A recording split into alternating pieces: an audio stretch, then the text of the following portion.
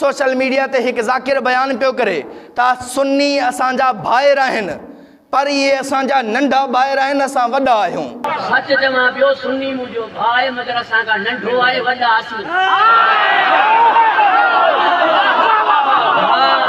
असांखा नंढो आहे, वॾा असीं। आज़ान कंहिंजी वॾी, कलमो कंहिंजो वॾो, इकामत कंहिंजी वॾी, जनाज़ो कंहिंजो वॾो, होॾा 4 तकबीरूं, हेॾो 5 तकबीरूं, कफन कंहिंजो वॾो, होॾा 11 मीटर, हेॾा 19।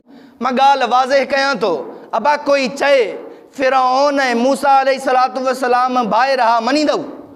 छो हज़रत मूसा अलैहिस्सलातु वस्सलाम तौहीद जा अलमबरदार हा ऐं फिरौन अना रब्बुकुमुल आला जो दावेदार हो।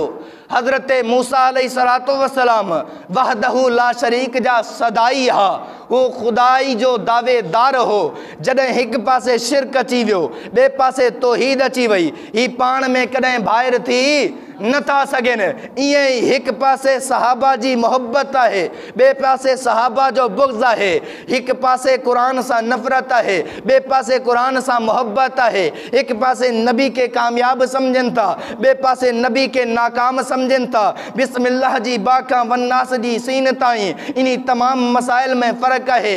ॼमण खां मरण ताईं, कलमे खां क़ुरान ताईं, अज़ान खां जिहाद ताईं, जिहाद खां रोज़े ताईं, रोज़े खां ज़कात ताईं, अल गर्द अलिफ का या ताईं, हर मसले में इख्तिलाफ है, हर मसले में जुदाई है, हर मसले में फ़र्क़ है। वो लख दावा करे ये फ़र्क़ हुजण के बावजूद असां भाइर आहियूं, यो कूड़ो है, बेईमान है।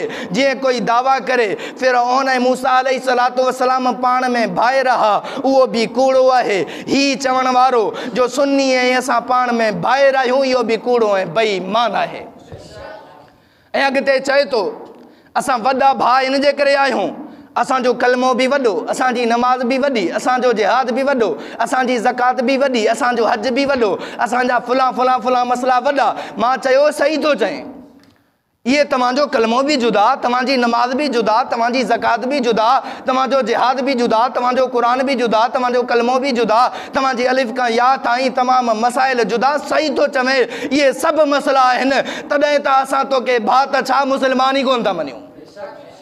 तॾहिं त असां चऊं था तुंहिंजो कलमो क़ुरान जुदा है, तुंहिंजी नमाज रोज़ो जुदा है, तुंहिंजा तमाम दीन जा मसाइल जुदा आहिनि, तुंहिंजो दीन घड़ियल आहे, बणायल आहे। असां वटि जेको दीन आहे उहो आहे जेको अहले बैत क़ुर्बान थी करे पुॼायो हो, मुस्तफ़ा खां उन्हनि हासिल करे असां ताईं पुॼायो हो।